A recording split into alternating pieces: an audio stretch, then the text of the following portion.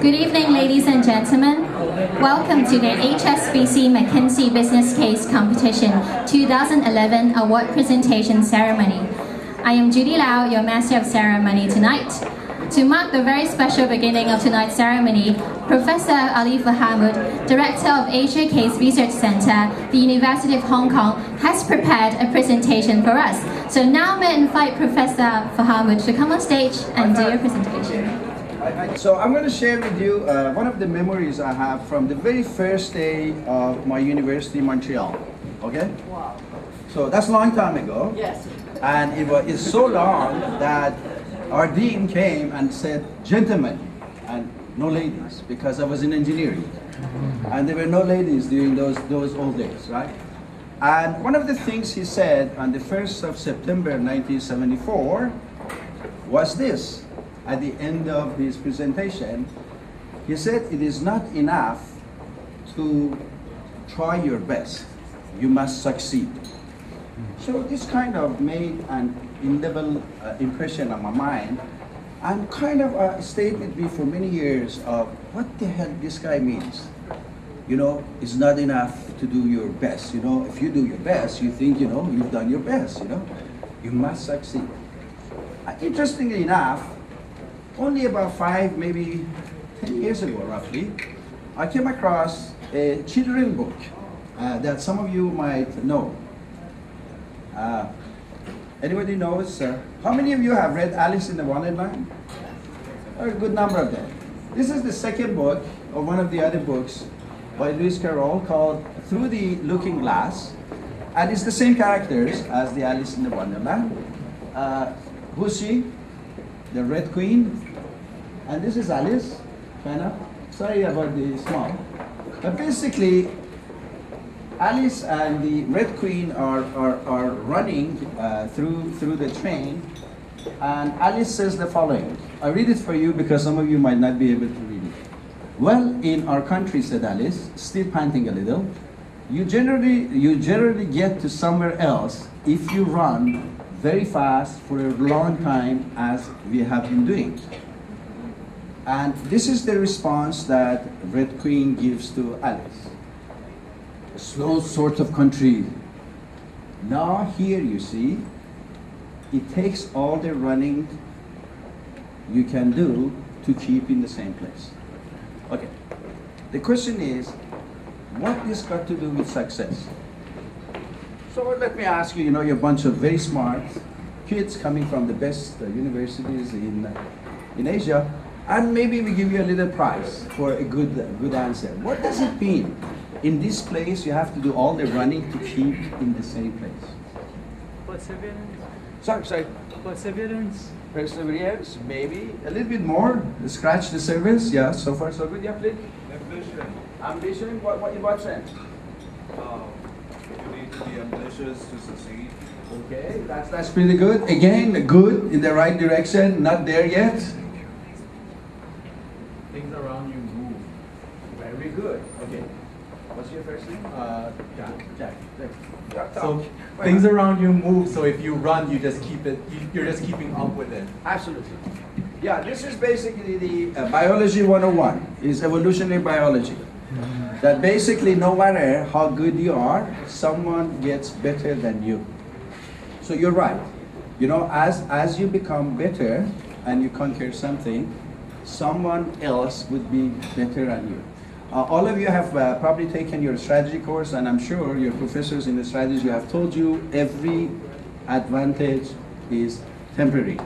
All the advantages in the world are temporary. This is the evolutionary view of strategy. And no matter how good you are, someone would become better than you. Okay? So I think this is the first thing I want to leave with you. That no matter how good you are, something better than you would come. Okay? So don't worry if you fail. I think the takeaway point, you guys business students, you like takeaway points. The first takeaway point is that don't worry if you fail, because you would be most likely motivated to do something good. But be very worried when you succeed.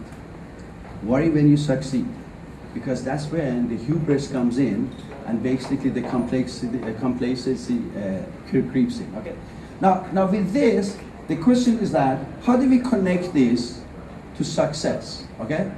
So then I came across a kind of a famous guy that maybe you know, and I said, let me see what this guy did, that he made such a profound impact on our lives. And I came across one of my most favorite quotation of his, and he's got many of them, which goes like this: without changing our pattern of thought, we will not be able to solve the problems we have created with our current pattern of thought. What does this genius mean by that? Without changing our pattern of thought, we cannot solve the problems that we created in the current pattern of thought. Anyone? Where is Hong Kong you? I can push you. That means you need constant innovation. Constant innovation. A little bit more. Yeah, you're getting there, but a little bit more. So yeah. Yeah, oh no, always India. Yeah, go again, go. It's basically when you have a problem, the problem arises because of your limited thought capacity. Right. So you need to evolve your thoughts in a manner that you'll be able to conquer the problems that you had faced initially. Yeah. This is, you're right. In a sense, this is the cliche, thinking outside the box, if I were to simplify it. Because you don't know that you don't know, and that's the problem. You know, there are two categories of things in life. Things that you know and you know that you know, and things that you don't know and you don't know that you don't know. So hang in there. It's not a tautology here. You see, the problem starts within the head that knows something, but the solution is in the unknown part, right?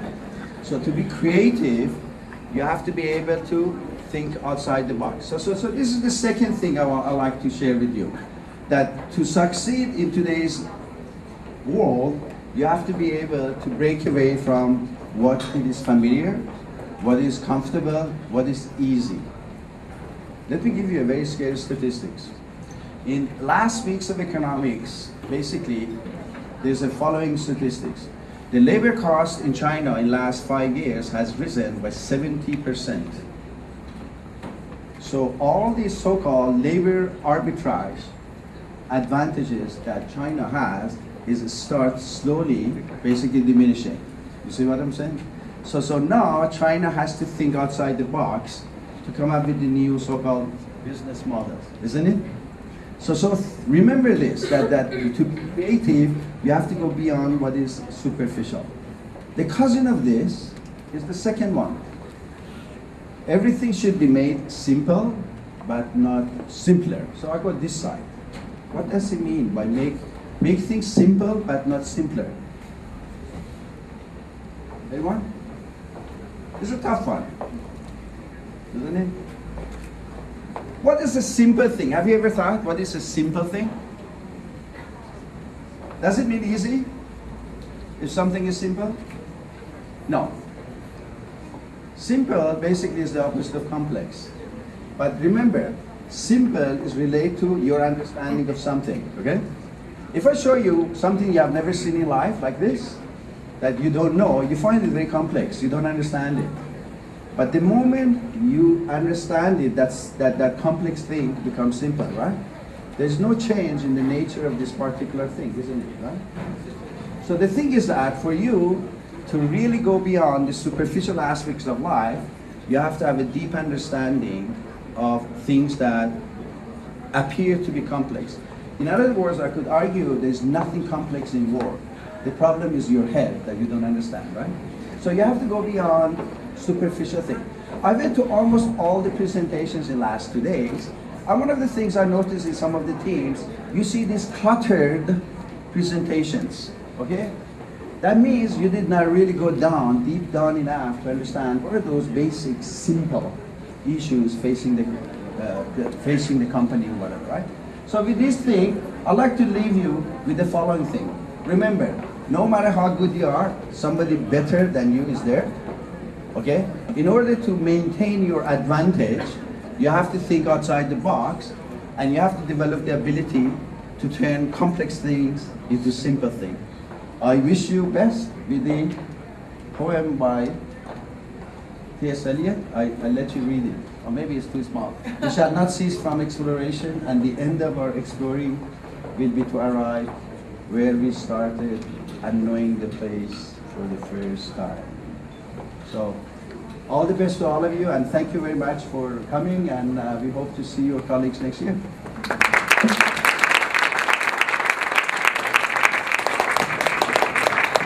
Thank you. Well, thank you, Ali, for the very philosophical and insightful thoughts which started this ceremony. Being one of the final judges, I really feel exhausted. But I think we have to actually give all the students who have participated in the last 2 days' competitions a round of applause.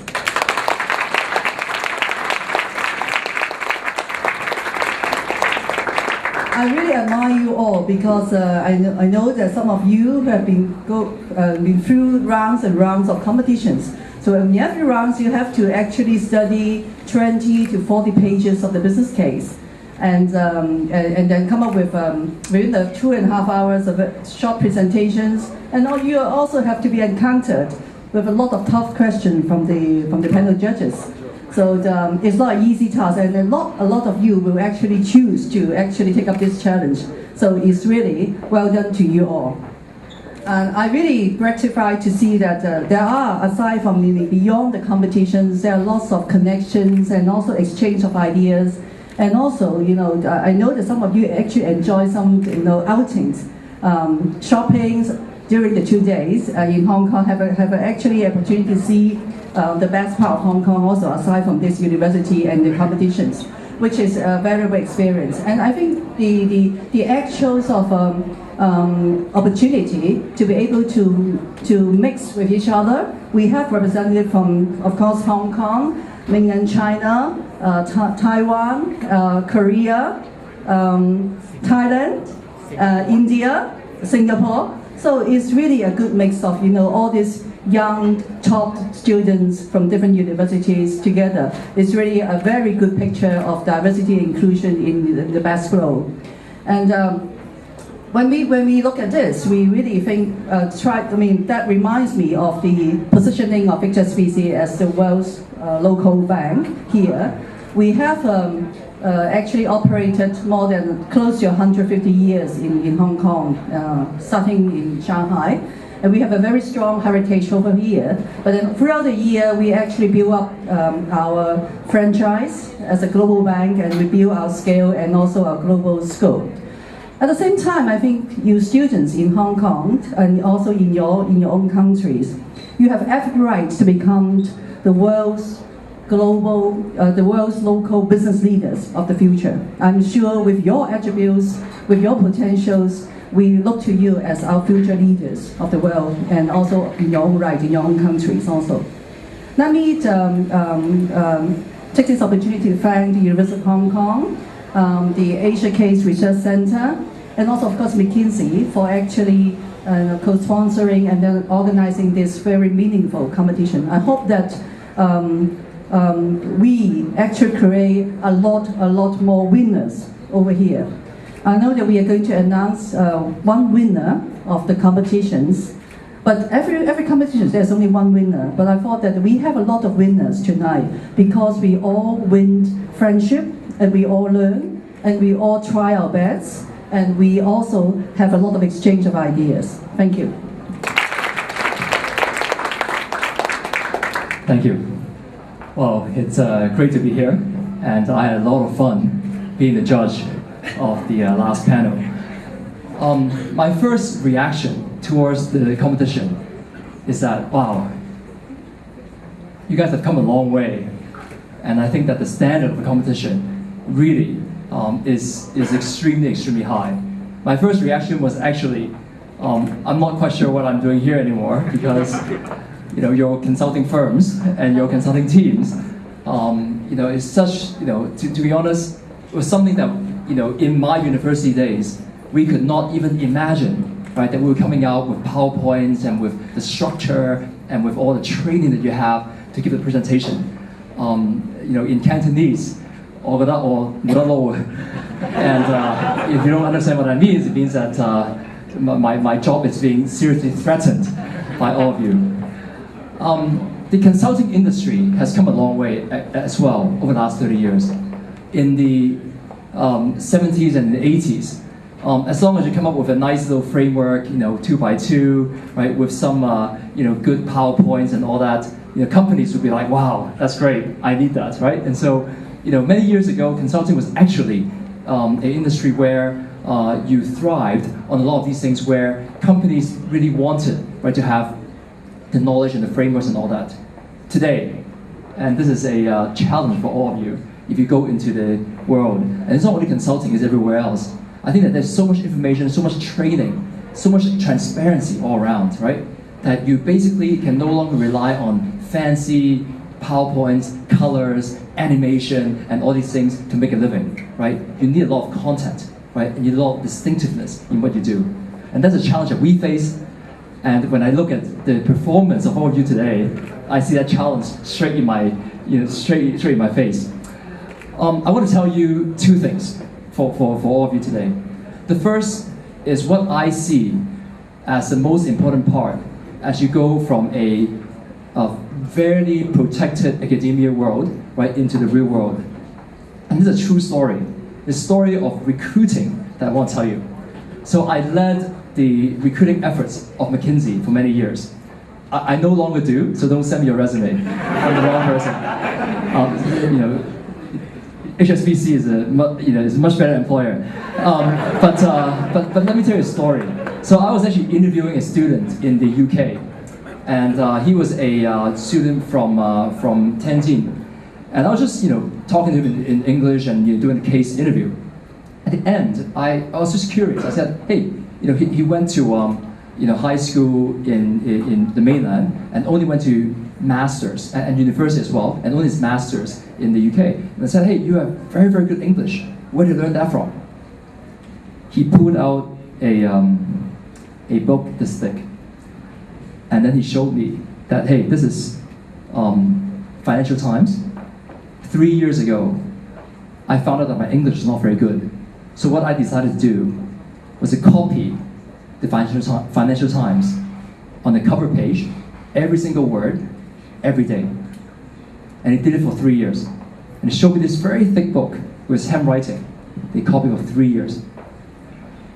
Now, I thought, wow, that is what persistency means, right? That's someone who took on a challenge, right? And over the last 3 years, every single day, copied the front page of Financial Times. Now, I'm sure that there are better ways to learn, okay? But regardless, I thought that was a story of persistence. And that was a story which I think, as you venture into the real world and the jobs and the other things, I think that is what I see as the number one challenge of all the graduates I see today, right? Is that once you face in the real world, there are real problems. They're tough questions, right? Much tougher than the question I asked, right? Much tougher questions from your boss, right? And that's where persistence, right? And the ability to face adversity is extremely, extremely important. And I feel that for all of you today, congratulations on where you have gone to, but as you go forward, I think that the ability to face adversity is the number one challenge for all of us today. The second thing I want to tell you is a little bit around, what I see in the room today is full of passion, right? All of you are quite passionate. When I see you up there arguing your case, I see that with a lot of passion. As you go into corporates, as you go into the real world, what will happen is that people will tell you why it cannot be done. In most corporate cultures today, they tell you, this has been tried before. We don't do it that way here, right? You never would do that. Oh, just wait until someone tells you, and then we'll do something. Why are you doing this? There is no upside, okay? You'll hear this over and over and over, okay? What I feel, the people who are leaders today, and the people who can actually make things happen, they listen to that and take it with a grain of salt. Because at the end of the day, the passion in the room today, the passion that you feel, the passion when you look at these cases, right? Don't listen to the guy who says that Vietnam is better than Laos, right? You go up there and you argue your case. You keep going at it. Because other people will keep telling you things why it's not going to work, right? Your ability to look through all of these things, keep the passion, right? Keep what you want to do, right? And keep doing what's right is extremely important. Otherwise, you become one of them. And you will sit there and tell the next generation why things cannot be done, right? So keep the can-do attitude, keep the passion, because when you step out of the walls of the university, People out there are here to tell you lots of negative things. Transform that into positive energy. The media is going to tell you that it's all the government's fault, right? Everyone's going to tell you that it's someone else's problem, right? But take the problems into your own hands. Take the initiative in your own hands, right? The passion I see today, the energy I see today, you have to keep it, right? So when you're up there one day, right, you can tell the next generation, right? And that's what you got to do.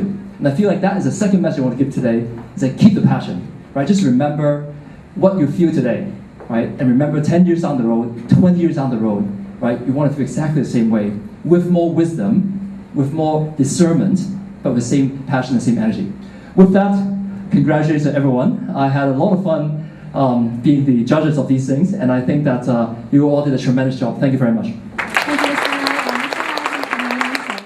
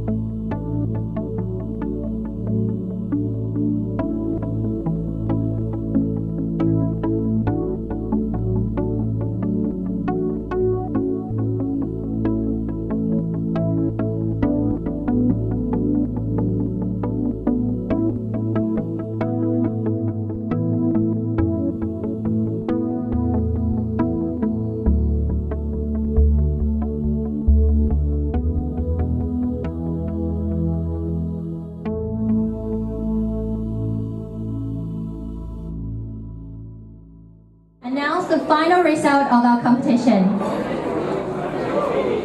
Who do you think will win the champion? Is it the school with a name that starts with a T, Tsinghua University, or N, National University of Singapore? May I hear some cheer from the floor, please? Which school will win? The champion of HSBC McKinsey Business Case Competition 2011 goes to the team from the team starts with an N, National University of Singapore. Congratulations. Which means the best runner-up will go to Tsinghua University. Congratulations.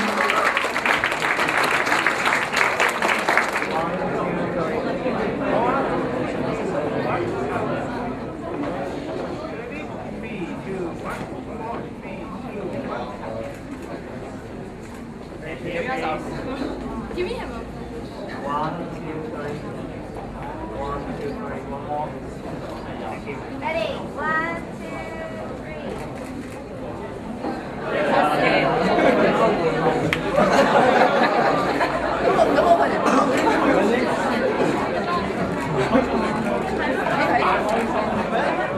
And that is exciting as we did in the grouping drawing notes. Show it at the same time. And let's show it together to the audience.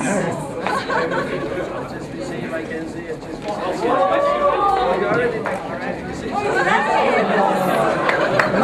Congratulations once again to everybody from National